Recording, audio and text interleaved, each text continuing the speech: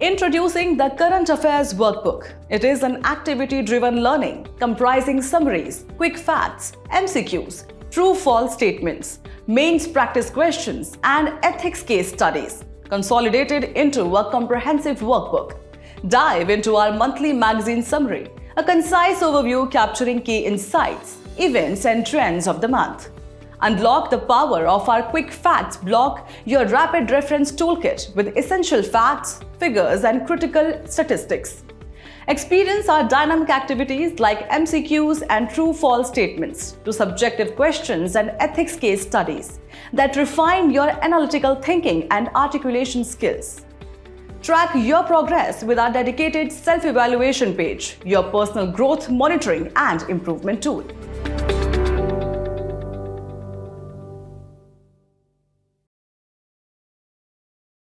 Hello and welcome to this edition of News Today. Without delay, let's have a look at the headlines first.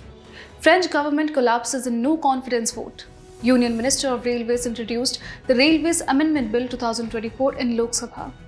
Foreign direct investment inflows into India crossed $1 trillion milestone between 2000 to 2024 period. Forest rights under FRA 2006 approved to tribal in Anamalai Tiger Reserve.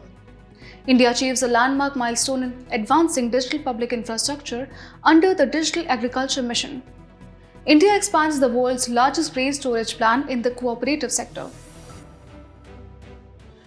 In our very first news, let's look at how a major political development has unfolded in France as the French government collapsed following a no confidence vote that led to the ousting of the Prime Minister. This event brings to light the contrasting features between Indian and French political systems, while also underscoring some notable similarities. Let's start with federalism. India operates as a federal state with unitary features, while on the other hand, France is a unitary state organized on a decentralized basis. Now, moving to the form of government, India follows a parliamentary system. Here, the president serves as a ceremonial head of state, while the prime minister, backed by a majority in parliament, governs the nation. France, however, adopts a semi-presidential system. In this system, the president, directly elected by the people, holds significant powers, while a prime minister manages day-to-day administrative functions. The role of the president also varies significantly. In India, the president is indirectly elected for a 5-year term, with no cap on the number of terms they can serve. Meanwhile, in France, the president is elected through universal direct suffrage, with a 5-year term renewable only once. When it comes to secularism, India embraces a model of positive secularism, ensuring equal respect for all religions and permitting principal state intervention in religious matters. Contrastingly, France enforces a strict separation of church and state, following a rigid secular approach that excludes any state involvement in religious affairs. One more difference lies in the concept of a referendum.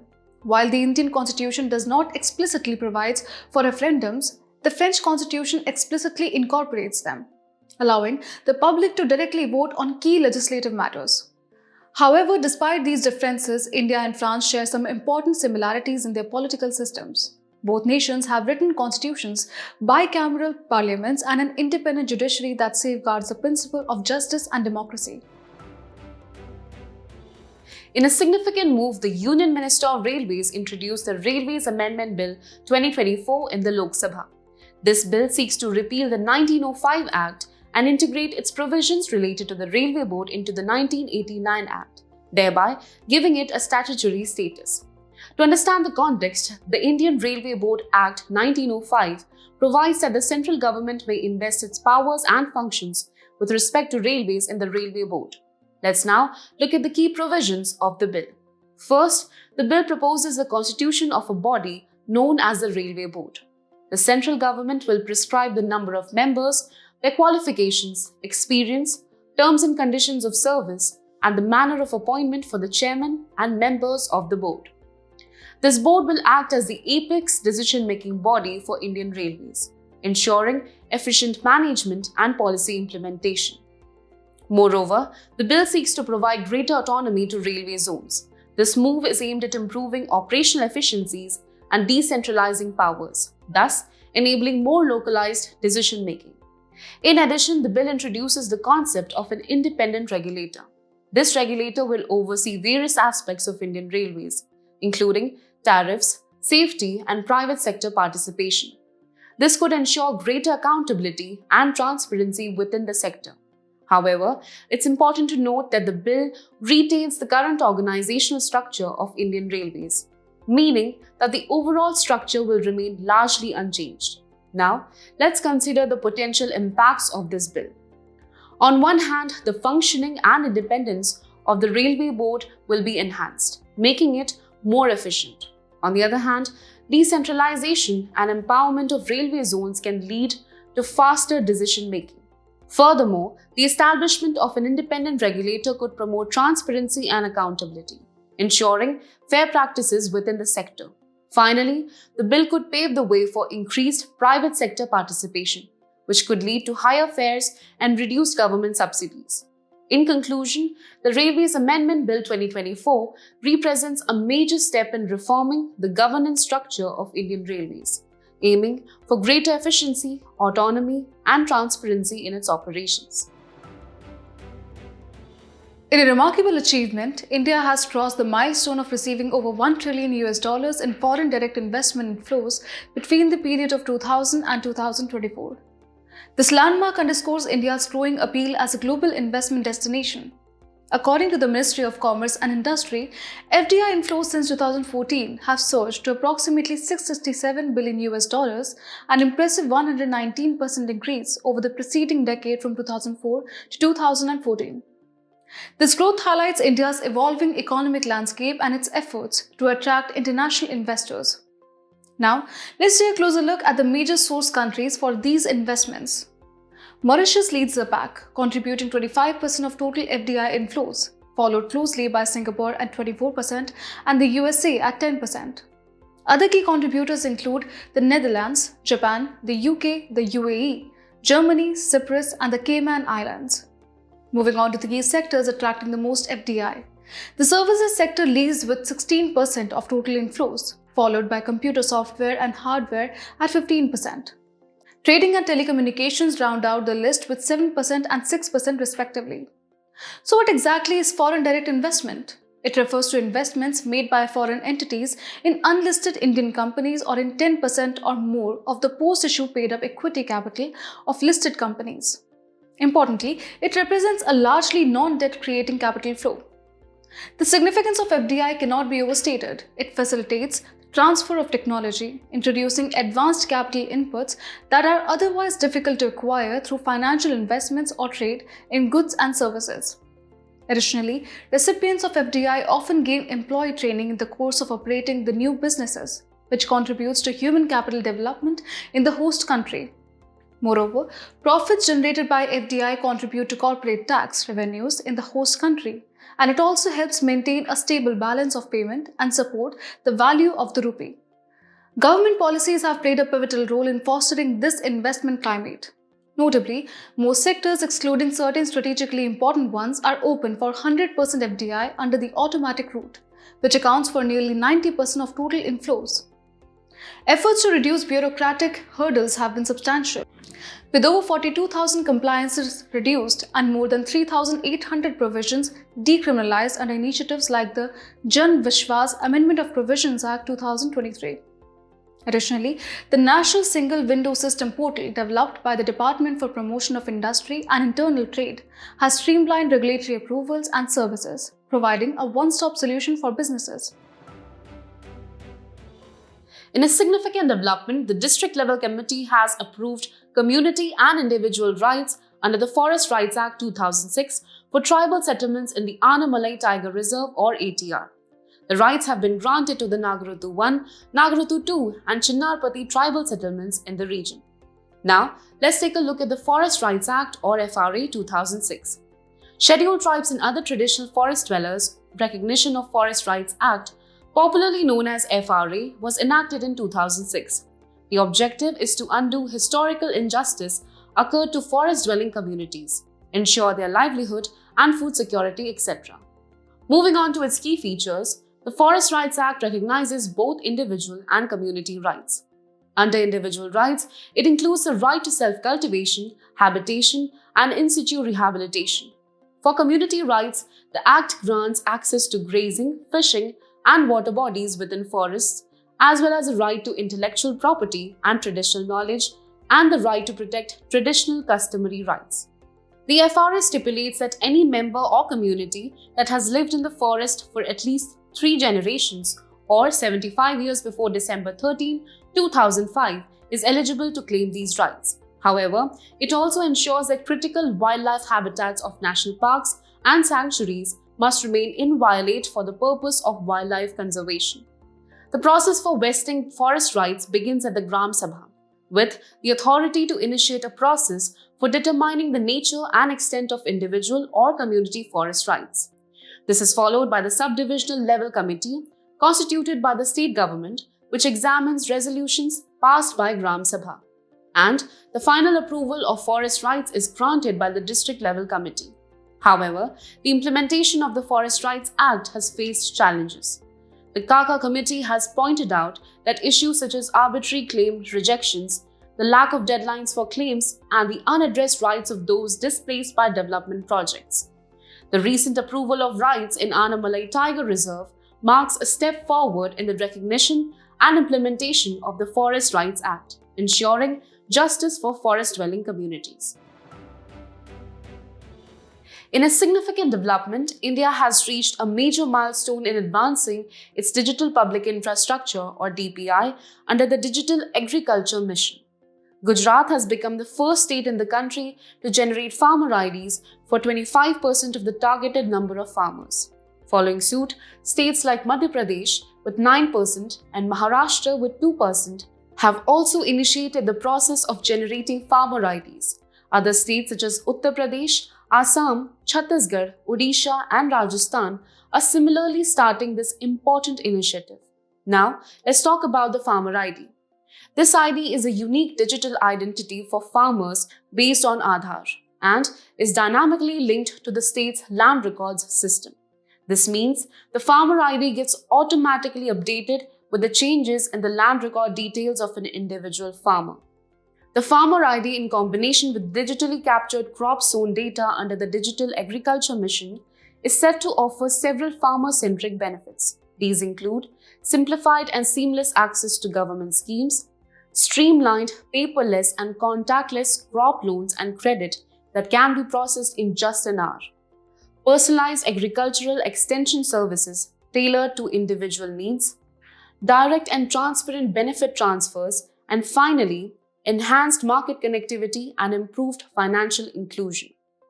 This breakthrough marks a significant step towards creating a comprehensive, standards-driven digital agricultural ecosystem as part of the AgriStack initiative. Speaking of the Digital Agriculture Mission or DAM, this scheme serves as an umbrella for various digital agriculture initiatives. It includes efforts like creating Digital Public Infrastructure or DPI, implementing the Digital General Crop Estimation Survey or DGCES, and supporting IT projects by both the central and state governments. DAM is based on 2 key pillars: AgriStack, which comprises the Farmers Registry, geo-referenced village maps, and the Crop Zone Registry, and the Krishi Decision Support System, which integrates remote sensing data into a comprehensive geospatial system to provide real-time agricultural insights. This initiative is indeed paving the way for a digital revolution in India's agricultural sector. Moving ahead, let's look at a transformative initiative in India's agricultural sector, an expansion of the world's largest grain storage plant in the cooperative sector. In its pilot phase, the government successfully constructed storage units with a combined capacity of 9,750 metric tons across primary agricultural credit societies or PACS in 11 states. Encouraged by this achievement, over 500 additional PACS have now been identified to further strengthen grassroots storage infrastructure. Let's now delve into the details of this ambitious plan. Implemented under the Ministry of Cooperation, the initiative aims to establish decentralized storage facilities at PACS levels. These facilities, along with other agriculture infrastructure like warehouses, processing units, and other agricultural infrastructure, are being developed through a convergence of existing schemes such as the Agriculture Infrastructure Fund and the Agricultural Marketing Infrastructure Scheme. To execute this plan, several key agencies including the National Cooperative Development Corporation, NABARD, the Food Corporation of India, and the Central Warehousing Corporation have been roped in. If we talk about the benefits, then the PACS participating in the scheme are entitled to avail subsidies and interest subvention benefits for constructing agri-infrastructure. The significance of this plan is monumental. In the realm of food security, decentralized storage will reduce food grain wastage, enhancing national food security with India's total food grain production standing at 311 million metric tons and storage capacity limited to 145 million metric tons, representing a 47% shortfall as of 2021. Decentralized storage can significantly reduce food grain wastage. In addition, the initiative will provide farmers with enhanced access to credit. Moreover, farmers will be able to store their produce in godown constructed at PACS and avail bridge finance for next cycle of crop. The income security aspect is equally compelling, as it will enable farmers to store their produce and sell when better prices prevail in market, or sell to PACS at minimum support price. To complement this initiative, the government has launched several other programs aimed at strengthening storage capacity. The National Cold Chain Development Scheme focuses on cold storage for perishable agricultural goods, while the Gramin Bhandaran Yojana supports rural godowns with subsidies to address village-level storage gaps. Schemes like the Private Entrepreneur Guarantee Initiative and the PM Kisan Sampada Yojana further enhance the country's storage and processing capabilities. In today's Place in News, we turn our attention to Norway with its capital Oslo. Recently, India and Norway have discussed new avenues for investments under the European Free Trade Association or EFTA Pact, strengthening ties between the two nations. Let's now take a quick look at some political and geographical features of Norway. Located in northern Europe, Norway occupies the western half of the Scandinavian peninsula. It shares borders with Sweden, Finland, and Russia. The country is also surrounded by several bodies of water, including the Barents Sea to the north, the Norwegian Sea and North Sea to the west, and the Skagerrak Strait to the south. Geographically, about 2/3 of Norway is mountainous, with a coastline that is deeply indented and carved by glacial fjords. Fjords are very deep glacial troughs that are filled with seawater, and they make up much of the shoreline in high latitudes, such as the famous Sonje Fjord. Numerous extensive areas called peneplains, whose relief has been largely eroded away, were also formed. Peneplains are gently undulating, almost featureless plain that is produced by fluvial erosion. Additionally, the Norwegian current carries relatively warm water northward along the coast, significantly influencing the country's climate. As we conclude today's main news, let's have a look at some quick updates. India and the Asian Development Bank signed a $50 million loan to enhance water security in Meghalaya. The Asian Development Bank was established in 1966 to promote economic development in Asia and the Pacific. It envisions a prosperous, inclusive, resilient, and sustainable Asia and the Pacific. The Angami Naga tribe participated in stone pulling ceremony as part of Nagaland's Hornbill Festival. They primarily reside in Kohima and Dimapur districts of Nagaland. Their villages are organized into khels based on clan divisions. The United Nations declares December 21 as World Meditation Day. The resolution introduced by Liechtenstein and co-sponsored by India was unanimously adopted by 193-member United Nations General Assembly. Employees Provident Fund Organization wins International Social Security Association's Good Practice Award for Asia and Pacific. Employees Provident Funds Ordinance 1951 established EPFO. It was replaced by Employees Provident Funds Act of 1952. This act is now referred as Employees Provident Funds and Miscellaneous Provisions Act of 1952. The International Energy Agency hosted Global Conference on Energy and AI. Headquartered in Paris, France, IEA was established in 1974 in response to the 1973 oil crisis. Its objective is to promote energy security among member countries and focus on sustainable energy policies, renewable energy, and energy efficiency. In rare appearance, markhor spotted in Kashmir. Markhor is the world's largest wild goat. They are majorly found in Pakistan, Afghanistan, Uzbekistan, Turkmenistan, Tajikistan. In India, it is found only in Union Territory of Jammu and Kashmir. Indian Institute of Astrophysics astronomers spot ultraviolet emissions from Novae Andromeda galaxy for the first time. They used astrosat data of Andromeda Galaxy to spot the emission. Andromeda Galaxy or Messier 31 is the nearest major galaxy to the Milky Way. The Ministry of Mines granted tungsten mining rights to Hindustan Zinc Limited, sparking strong opposition from the public, environmentalists and politicians due to concerns over the biodiversity-rich heritage in Melur. Tungsten is a shiny silvery white metal and has the highest melting point of all metals. Before we sign off, let's challenge your understanding in today's installment of Test Your Learning.